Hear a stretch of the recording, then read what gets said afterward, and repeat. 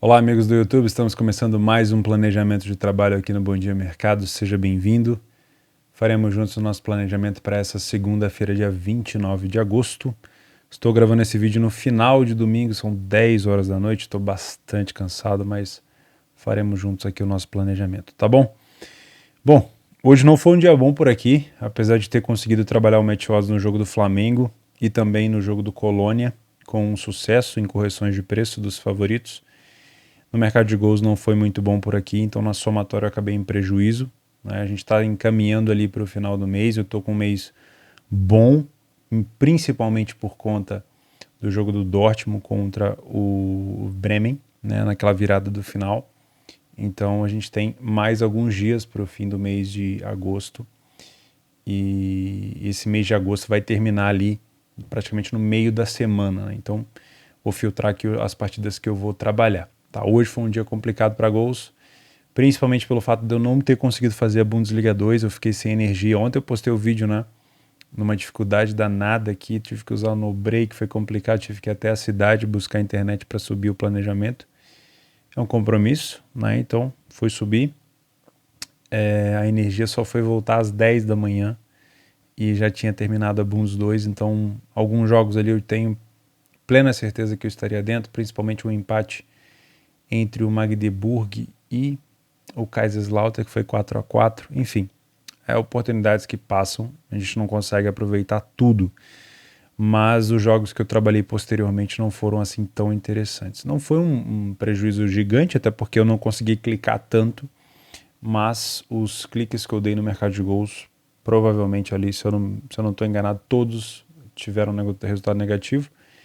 E mesmo as correções que eu fiz no match odds, que eu não estava com a stake cheia, né, por conta da liquidez do Brasileirão, mercado muito assustado, né, com muito gap, e também no Colônia, mercado perigoso, eu acabei terminando em prejuízo. Faz parte, né? Temos que assumir que dias assim vão acontecer de forma corriqueira, faz parte da nossa profissão. Então vamos lá. Deixa eu passar rapidinho nos jogos de hoje para comentar com vocês o que eu encontrei oportunidade ou não, tá? Antes disso, se você já puder ir se inscrevendo no canal e deixando um like no vídeo, é muito interessante. Bom, o Celtic meteu 9 gols no Dundee, eu não consegui fazer esse jogo por conta do horário, né? O Lillestrøm contra o Kristiansand também não consegui fazer esse jogo. Aqui foi mais por conta de atenção, horário de almoço. O Lillestrøm saiu na frente, acho que tomou um empate aqui. O PSG não deu sinal de superioridade contra o Mônaco, pelo contrário, tá? O Mônaco fez um excelente jogo desde o início, muito comprometido na marcação, prejudicando muito a saída de bola do PSG, e eu particularmente não tive leitura para entrar em back PSG. O Mônaco fez o primeiro gol e depois o Neymar conseguiu um gol no segundo tempo, tá? Eu me expus aqui no overlimit no final, esse foi um dos jogos que eu trabalhei o mercado de gol sem sucesso, tá? Mas para match odds eu não vi oportunidade. Outro jogo que eu não vi oportunidade para match odds, para back Porto, foi o jogo do Porto com o Rio Ave. O mercado sempre descendo muita odd do Porto, forçando o back Porto, mas o Porto em campo não apresentava uma marcação-pressão, uma linha adiantada, né, povoando o campo do Rio Ave, não. O Porto sempre tentando construir lá de trás, sem muita intensidade. Não era, obviamente, jogo para o Porto tomar 3 gols, né? Inclusive, acho que o resultado aqui poderia ter sido diferente. Mas situação para back Porto, eu particularmente não vi com muita clareza. Para quem viu, enfim, espero que não tenha tomado os gols do Rio Ave. O que eu fiz nesse jogo? Eu me posicionei leia ao Rio Ave no 3-0, em um momento de pressão do Porto, em uma janela de pressão, e eu consegui estar dentro do pênalti que o Taremi chutou na trave, e aí logo depois eu fechei minha posição. Foi mesmo para comprar aquela janela. Depois daquele pênalti perdido, o Porto murchou, né? Os caras até estavam com vontade, mas depois daquele pênalti a galera deu uma murchada, e depois o Porto ainda conseguiu fazer um gol, teve chance para fazer 2 gols ali no finalzinho, mas acabou não conseguindo, tá? Mas eu só comprei aqueles momentos de superioridade, tive sorte de estar dentro de um pênalti, mas não consegui fazer, não consegui pegar esse gol do Taremi. No Tottenham, eu consegui trabalhar o Tottenham no final, tá? Esse aqui foi um dos únicos over limits que entraram no dia de hoje, estou lembrando aqui, contra-ataque do Tottenham, muito forte, já estava dando sinal. Não era um jogo muito corrido, tá? O Tottenham joga do estilo Tottenham, bem recuado, com bastante contra-ataque. O Richarlison entrou, roubou uma bola na esquerda, deu um belo cruzamento para o Harry Kane. Esse jogo eu trabalhei mais aqui o mercado de gols, porque para match odds é muito complicado, né? Como eu falei para vocês, o Tottenham não me dá, na maioria das vezes, confiança para trabalhar a favor. Cheguei a trabalhar a correção do Atalanta, tá? O Atalanta venceu o jogo, mas trabalhei uma correção no início do jogo. O Verona estava muito bem, depois o jogo começou a se assentar e eu não fiz nada aqui no segundo tempo. O Braga marcou cedo demais, com 30 segundos de jogo, se eu não me engano. Na saída de bola do Arouca, eles rodaram a bola um pouquinho, perderam a bola para o Braga e o Braga fez o gol. Depois o Braga acabou goleando e eu não consegui pegar nenhum gol por aqui. O jogo do Galo com o América, acho que teve uma falta do Hulk ali que eu tentei comprar, não consegui buscar o mercado, o Hulk acabou fazendo gol, não teve muito mais coisa aqui. Colônia, consegui trabalhar a correção em Lei Colônia, o início do Stuttgart foi muito bom, depois começou uma trocação de superioridade também com um intervalo de tempo muito pequeno, começou a ficar perigoso, o match odds ia e voltava. Foi um mercado onde eu só trabalhei o início mesmo do primeiro tempo, fiz uma correção da odd do preço do Colônia e depois não voltei para o mercado. Bremen-Frankfurt, momento de almoço, né? Melhor jogo praticamente do dia, eu estava almoçando, o Frankfurt saiu na frente, o Bremen virou, o Frankfurt desvirou e o Bremen quase empatou no final. Enfim, foi um jogaço aqui pelo que eu estou vendo. Salernitana e Sampdoria, um jogo que, na minha opinião, tinha leitura também para trabalhar gols aqui. Esse jogo eu fiquei free betado, entrei no 4,5, consegui pegar esse gol, esse quarto gol do Salernitana, mas fiquei em free bet nessa posição. Fiorentina e Napoli foi o jogo onde eu me envolvi no mercado de gols aqui. Eu entrei no 1,5 no início, praticamente no início do segundo tempo, tá? Para mim, naquele momento o jogo estava bom, depois o jogo foi ficando ruim, e eu validei o meu método sem fechar a posição, então deixei até o final. Foi um jogo bem fraco no fim, tá? Para mim foi um jogo onde a Fiorentina teve mais valência, por mais que o Napoli tivesse ali as melhores chances, talvez. Eu gostei do jeito que a Fiorentina se posicionou defensivamente, me mostrou algumas coisas boas, tá? E aí tivemos ali a Bundesliga 2, como eu falei para vocês. O Kiel venceu o Sandhausen, voltou a vencer o Kiel depois daquela pataquada contra o Paderborn. O Hannover vence mais uma, agora contra o Greuther Fürth. O Greuther Fürth é o lanterna da competição, junto com o Braunschweig. E o Kaiserslautern com 4-4 com o Magdeburg. Jogo de espetáculo, né? 4-4 no futebol é muito mais uma peça de teatro do que propriamente um jogo. Vamos lá? Dia 29 de agosto. Começando aqui, só eliminando possibilidades. Na Suécia, eu tenho trabalhado somente os times do BK Häcken, ou BK Häcken, não sei se é assim que fala, e o Hammarby, em algumas situações em casa, e em algumas situações em casa também o Malmo. Não é o caso desse jogo, então eu vou ficar de fora. Na La Liga, Cádiz e Bilbao. Jogo ainda início, né? O Cádiz ainda não fez nenhuma partida. Aliás, o Cádiz fez uma partida dentro de casa, tem uma derrota, e o Bilbao vai estrear fora de casa, tá? Então um jogo assim, com um desconhecimento muito grande para mim. Eu não sou um cara que acompanho o time do Bilbao tão de perto, e o time do Cádiz então nem se fala. Se eu não me engano, o Cádiz subiu na temporada retrasada, né? Se eu não estou enganado. Mas esse jogo aqui me interessa, o Atlético de Madrid, que é um time que eu já trabalho, joga com o Valência. Se eu não me engano, há 14 partidas o time do Valência não consegue vencer o Atlético de Madrid. Se eu não me engano, a última vitória do Valência, se eu não me engano é 14 ou 15. A última vitória do Valência contra o Atlético de Madrid foi em 2014. Faz tempo, hein? Obviamente que esse tabu, não sei se ele entra tanto em campo assim. O fato é que o Valência começou dentro de casa com uma vitória por 1-0 e o Atlético de Madrid, como visitante, também venceu por 3-0.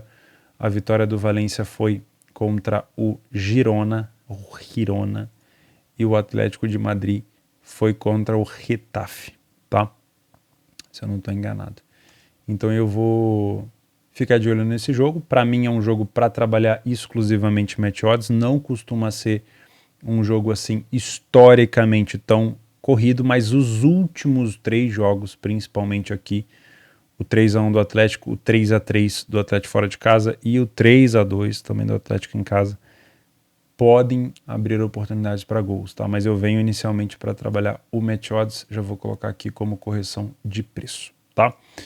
Terceira Liga da Alemanha, nada de muito interessante, eu não tenho acompanhado o Duisburg, que já foi time grande, que já esteve na primeira divisão várias vezes. Eu estou mais acompanhando na terceira divisão o 1860 Munique, que era o grande rival antigamente do Bayern, tá? Hoje em dia é um time com menos expressão lá na Alemanha. Na Premier Division da Irlanda, a gente tem aqui o Dundalk, que é um dos times que eu acompanho, mas ele está jogando fora de casa, e o Dundalk fora de casa é horroroso. Dundalk aqui de 10 equipes fora de casa, ele é a sexta colocada, com apenas 3 vitórias em 14 jogos. Dentro de casa é muito forte, mas fora de casa é muito fraco, tá? Outra equipe aqui que eu costumo dar uma olhada é o Derry City, né, que é o terceiro colocado, e como visitante, ele é o melhor visitante da competição contra o Shelbourne, que é um dos piores mandantes. Pode ter caminho aqui, tá? Pode ter uma oportunidade. Mas eu acho que eu vou me manter de fora, tá? Acho que a cota do Shamrock Rovers, que tá na Conference League, e do Dundalk já é muita coisa para mim, tá? Eu prefiro me manter aqui nas equipes que eu tô trabalhando mais de perto. Eu já fiz alguns jogos do Derry, inclusive é um time que dá bastante trabalho para os adversários, mas eu vou me manter de fora dessa partida, tá bom? Tem estatística aqui no PDF de apoio sobre esse jogo, vou até dar uma olhada aqui para ver se eu encontro algo de valor aqui. Derry City contra o Shelbourne, 8 vitórias fora de casa, 64% das vezes ele sai na frente, falhou pouquíssimo em marcar, time com um ataque muito bom, é bom de aproveitamento, né? Os dois são, porque aqui o Shelbourne cria 1.11 de grandes chances e faz 1, então é próximo, né? E o time do Derry faz 1.64 em criações de 1.85. O primeiro tempo do Derry City não é bom, o time vence, mas não vence tantas assim, mas perde pouco. Já o time do Shelbourne tem dificuldade. Os dois times tomam muito próximo em relação a gols sofridos, né?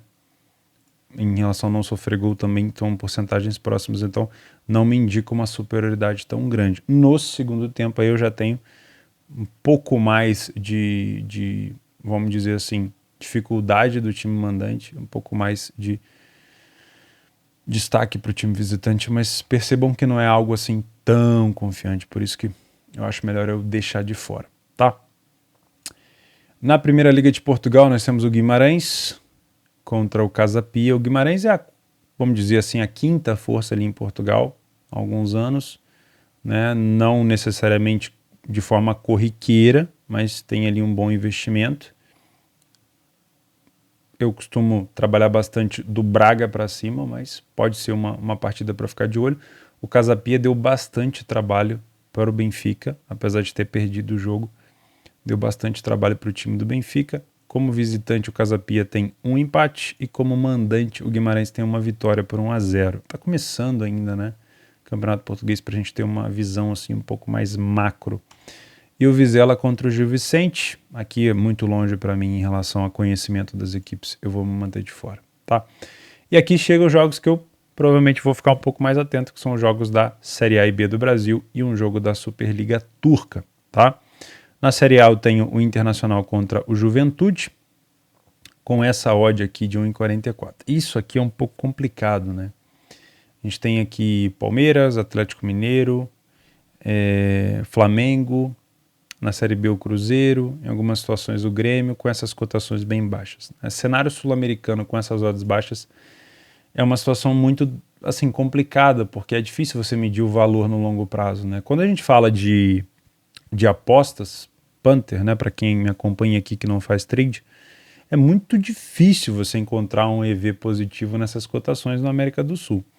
Talvez em algumas situações de trade, em algumas janelas de superioridade, a gente possa estar a favor dessa equipe, mas tem que ser um dia igual o segunda, por exemplo, que é um dia onde a liquidez ela vai estar um pouco mais concentrada, né? Se você pegar a domingo às 4 horas da tarde e botar um jogo do Flamengo a 1,40 e um jogo do Barcelona, um jogo do Real, Outros jogos na Europa você vai ver uma liquidez um pouco mais dividida, então vai ser mais complicado, porque para você ter uma cotação dessa no trade tendo valor, você tem que ter um mercado estabilizado, ou seja, as pessoas que estão a favor querem se manter a favor e as pessoas que querem estar contra não têm fundamento de leitura para estar contra, então elas vão ficar de fora e o mercado estabiliza, né? Se isso acontecer nesse jogo do Inter, pode ser uma oportunidade, né? O Inter, a última vez que jogou contra o Juventude fora foi 1-1, mas a última vez que jogou com o Juventude em casa, no campeonato passado, venceu por 1-0. Se vencer esse jogo, o Inter assume aqui a vaga do Corinthians, momentaneamente, né? Óbvio, o Corinthians também joga mais tarde, e assume uma vaga na Libertadores, né? Na fase de grupos, de grupos da Libertadores. Então é uma vitória bem importante. É bom lembrar que o Inter só perdeu uma partida dentro de casa, no Beira-Rio, e o Juventude só venceu uma partida fora de casa. Tá? Então realmente tem uma superioridade aqui. Vamos dar uma olhada aqui no PDF. Internacional. Vamos ver se ele vai buscar aqui. Juventude. Fica mais fácil. Aí, buscou. Olha só. O Inter, então, tem 82% das vezes que joga em casa. Isso aqui me agrada tanto. O Inter sai na frente do placar. O Inter talvez seja um dos times com mais intensidade no início do jogo dentro de casa. Tá? E costuma construir a maioria das suas vantagens no primeiro tempo. Isso para quem faz... tem métodos de trabalhar a favor do favorito no primeiro tempo, é excepcional. É claro que isso daqui não justifica uma entrada solta sem você estar assistindo o jogo, tá? Na minha opinião, para essas cotações no brasileiro, no cenário sul-americano começar a ter valor, você precisa, como eu falei, de um fundamento de leitura bem embasado e também de liquidez, né? Porque senão, daqui a pouco você está entrando back em 44, essa odd do Inter com qualquer susto do Juventude, um gap no mercado, essa odd vai a 1,70. E aí você já poderia ter pego essa odd mais alta, né? Então, na minha opinião, esse fundamento do Inter aqui de sair bastante na frente do placar é bem interessante, tá? O fato do Juventude ter quase 50% de situações onde ele saiu na frente primeiro é um pouco preocupante. Por isso que a gente tem que usar bastante aqui a leitura. O Inter falha pouquíssimo em marcar dentro de casa e é um time que passa até relativamente bons jogos sem sofrer gols, tá? Quando a gente fala de criação, o Inter é um time que dentro de casa ele é acima da média. Ele cria 1,85 de grande chance de XG, né, de gols esperados, e marca 2,09. É raro isso acontecer. Na maioria das vezes os times estão abaixo da média.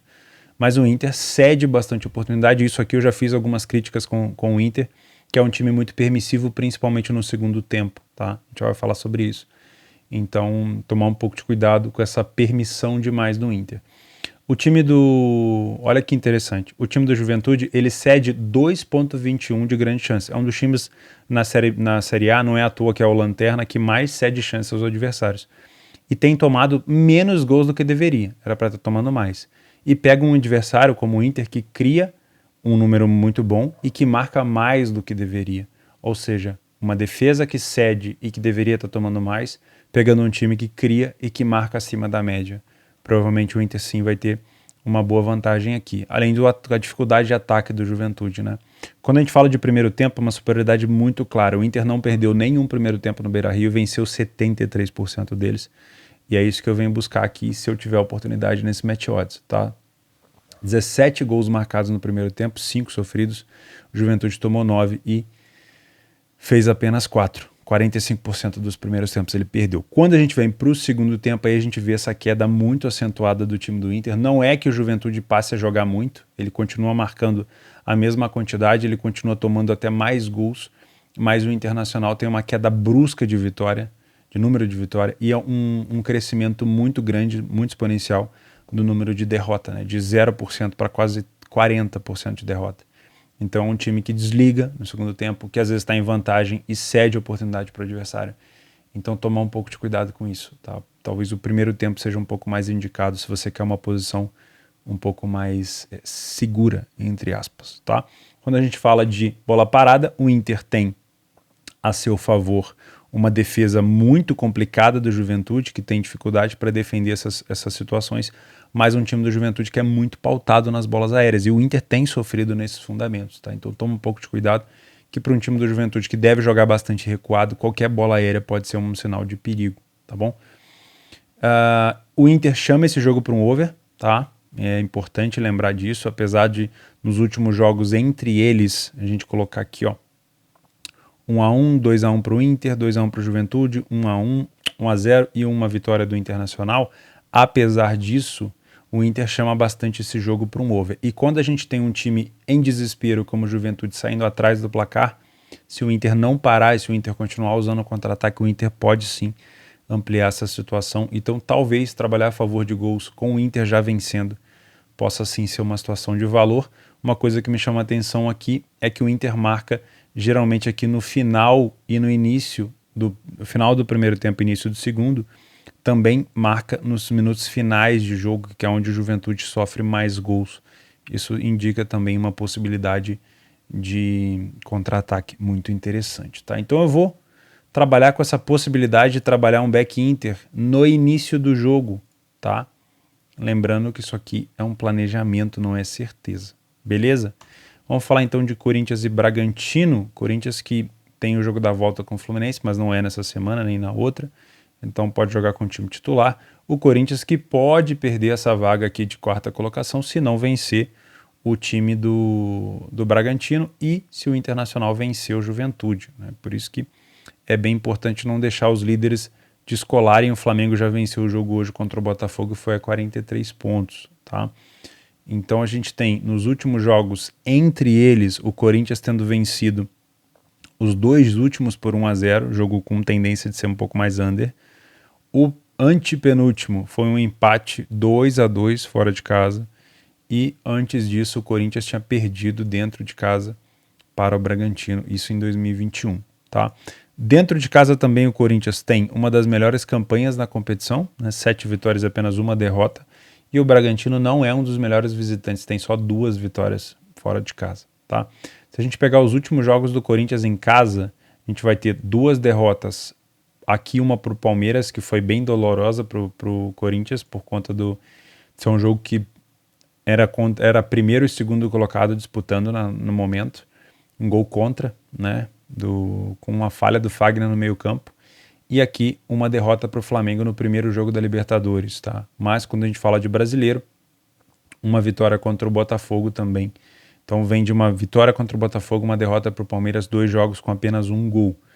E aqui teve a classificação heróica, né? Contra o Atlético Goianiense, muito por conta do posicionamento também do Atlético Goianiense, muito defensivo, acabou sendo eliminado. O Bragantino, deixa eu só buscar os últimos jogos do Corinthians de fato, olha só. 1, 2, 3, 4, 5, 6, 7, 8, 9, 10. De 10 jogos, os últimos, aí englobando Copa do Brasil, Libertadores e Brasileirão, o Corinthians só venceu 3. Mas o último jogo, contra o Fluminense na Copa do Brasil, jogo de ida, o time saiu muito fortalecido com aquele gol no final do Roger Guedes, tá? O time foi muito bem, na minha opinião, sai muito fortalecido. O Bragantino, que foi eliminado da Libertadores em último lugar do grupo, né, e acabou ficando fora das competições, e acabou eliminado também na Copa do Brasil pelo Goiás, que acabou depois sendo eliminado pelo Goianiense. O Bragantino só disputa o Brasileirão, teve uma melhora significativa nos seus últimos jogos, né? Se a gente pegar aqui os últimos jogos do Bragantino fora de casa, é um time com muita dificuldade de vitória. A gente já viu que o time só venceu 2 vezes, né? Uma delas foi contra o América. E de maneira geral, tem 1, 2, 3, 4 vitórias nos últimos 10 jogos, tá? Coincidência ou não, a maioria delas dentro de casa. Então, fora de casa, realmente é um adversário com dificuldade, não vou chamar de fraco, tá? Mas com dificuldade contra um Corinthians que vem muito bem em casa. Vamos dar uma olhada aqui no PDF de apoio. 7 vitórias em 11 jogos, 64% das vezes é o primeiro a marcar, 45% o Bragantino, mais ou menos parecido com o Juventude com o Inter. Os dois times falham um pouco, mas o Bragantino sofre mais gols. O Corinthians só sofreu 4 gols dentro de casa, tá? Em relação à criação de chances, o Corinthians não cria tanta chance pelo meio, realmente é um time com bastante dificuldade na criação. O maior assistente da equipe, se eu não me engano, é o Lucas Piton. Acho que é isso, né? se eu não estou enganado, e o maior artilheiro é o Roger Guedes. Então é um time que não cria tanto. Você dá uma olhada na criação do Bragantino, é muito maior. Só que o aproveitamento das duas equipes é igual. Ou seja, se o Corinthians tivesse um pouco mais de qualidade de criação, ia estar marcando muito mais gols. A defesa do Corinthians cede uma quantidade de chances na média, eu diria até um pouco abaixo da média, mas acaba sofrendo menos gols ainda por conta da qualidade dos adversários. O time do Bragantino sofre disso, né? É um time que cria chances, mas não consegue de fato produzir tantos gols assim e cede muitas chances aos adversários, tá? Quando a gente fala de primeiro tempo, o Corinthians dentro de casa já teve melhor. Hoje em dia caiu um pouco a porcentagem, as probabilidades dele. Vence em torno ali de 50% e perdeu apenas 9%. Só sofreu um gol no primeiro tempo. O Bragantino vence 27, perde 36 e tem bastante gol aqui, tanto feito quanto sofrido. Então é um time bem que vai bem para cima. No segundo tempo, o Bragantino, assim como dentro de casa, o Bragantino também tem esse apagão fora de casa. O segundo tempo do Bragantino já tem menos vitória, mais derrota, menos gol marcado e mais gol sofrido. E o Corinthians cresce no número de vitória, mantém o número de derrota e também aumenta o número de gols marcados, tá? Eu acredito num jogo que também pode ser decidido na bola aérea. O Corinthians tem as suas valências e o Bragantino também é muito forte na bola aérea. O time que marcou 7 gols de cabeça, 6 gols de escanteio, tem que ser respeitado, tá? Se eu não me engano, o Lucas Cândido é um dos caras, dos artilheiros da equipe do Bragantino. Acho que é Lucas Cândido, né?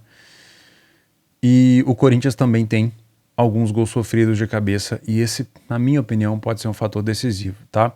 O Bragantino finaliza muito bem de fora da área, não que isso vai influenciar às vezes no seu trade, mas se a gente tem o Corinthians às vezes em vantagem muito recuado, cedendo a bola para o Bragantino pode usar assim desse fundamento. Em relação a gols, o Corinthians sofre pouco gol e também marca pouco gol na arena, então não é comum a gente ter jogos tão over do Corinthians, mas o Bragantino acaba puxando esse jogo um pouco mais para um over, né? Isso aí a gente tem que ver no live, tá? Nos momentos dos gols, o Bragantino marca um pouco mais aqui nos minutos finais. O Corinthians é bem dividido, né? Início, meio, final, mais ou menos assim, tá bom? E é isso mesmo, ó. Lucas Cândido é o artilheiro com 6 gols, Roger Krug Guedes é o artilheiro com 6 gols também, o Lucas Piton tem 3 assistências e o Arthur tem 5 assistências aqui. Beleza? Olho nessas bolas aéreas do time do Corinthians. Para mim, um jogo para ficar de olho no match odds, uma possibilidade de ler a pior equipe em campo aqui no Bragantino. Cuidado, que é um time forte de contra-ataque, tá? Por último, no Brasil, falaremos sobre Chapecoense e Vila Nova, Série B. Não sei se eu vou conseguir fazer esse jogo por conta do horário, porque eu talvez esteja focado aqui no jogo do Inter, mas vejamos o que a gente tem de informação. A Chape é a 14ª, o Vila Nova é o vice-lanterna da competição. Os últimos jogos da Chapecoense dentro de casa conseguiu vencer uma contra o Brusque depois de 3 empates seguidos. E o Vila Nova fora de casa venceu uma contra o Náutico depois de 3 empates seguidos, né? Jogo com favoritismo para a Chape. No PDF de apoio, pouca vitória da Chapecoense, apenas 2. Uma vitória do Vila Nova fora. Nossa, olha isso, quanta cor vermelha por aqui. Poucos gols marcados, poucos gols sofridos. Uma cara de Série B isso aqui mesmo, hein? O destaque para o Vila Nova cria um pouquinho mais de chance, mas não consegue efetivamente aproveitar. O time da Chape, apesar de criar menos, tem um aproveitamento melhor. As duas equipes tomam um número igual de gols, mas o Vila Nova cede mais chances. Em relação ao primeiro tempo, o time da Chape vence a mesma quantidade de Vila Nova, uma quantidade bem pouca, tá? E a Chapecoense perde menos do que o Vila Nova. O Vila Nova perdeu quase 60% dos primeiros tempos. O segundo tempo continua ruim, meu Deus. Olha, com todo respeito, provavelmente eu não farei nada por aqui, tá? Se for fazer algo, 100% leitura. Pelas estatísticas, essa odd da Chapecoense não pode estar aqui, tá? Pelas estatísticas, pelo que a gente vem vendo da Chapecoense, primeiro, segundo tempo, o que vem apresentando e etc. Se a gente puxar até casa e fora, os dois têm a mesma campanha, tá? É quase igual nos últimos jogos. Mas enfim, a Série B tem essas coisas, né, de dar um favoritismo para o mandante. Mas é bem provável que eu fique de fora dessa partida por conta do jogo do Inter. E para fechar, quero acompanhar o Konyaspor contra o Fener, time do Jorge Jesus, que vem se destacando bastante, 4 vitórias seguidas nos últimos jogos, né? Se a gente pegar aqui, ó, venceu o Kasimpasa, o Áustria Viena novamente, depois venceu o Áustria de novo aqui na fase de mata-mata da Europa League, indo para a fase de grupos, e também venceu aqui o Adana Demirspor. Tá? Então um time com bastante intensidade, se eu não me engano está a 7 partidas sem perder, a última derrota foi para o Kiev, se eu não me engano aqui também foi para Champions, né? Para competições europeias, acabou sendo eliminado aqui da Champions e teve que ficar com a Europa League. O Konyaspor, ele não é um time fácil, tá? Na temporada passada, 2021-2022, foi o terceiro colocado ficando atrás do Fenerbahçe. Não é fácil. Se a gente pegar aqui, ó, os últimos jogos entre eles, quando o Konyaspor jogou em casa, ele venceu 1, 2, só perdeu 1 aqui em 2021, tá? Então, adversário complicado para mim, um jogo para ficar de olho, não ler a pior equipe em campo aqui, ou até mesmo para a possibilidade de correção de preço. O time do Fenerbahçe, do Jorge Jesus, marca bastante forte, bastante pressão, mas ainda não está 100% encaixado. Ainda é um time que está assimilando a ideia do treinador, tá bom? Poucas estatísticas por aqui, porque o campeonato acabou de começar. O Fenerbahçe tem 3 partidas até o momento, com 1 empate e 2 vitórias. O Konyaspor tem 1 vitória e 2 empates. Não tomou nenhum gol ainda o Konyaspor. Tá bom? Deixa eu ver se tem mais alguma coisa para fazer nesse dia de segunda. Série B da Itália.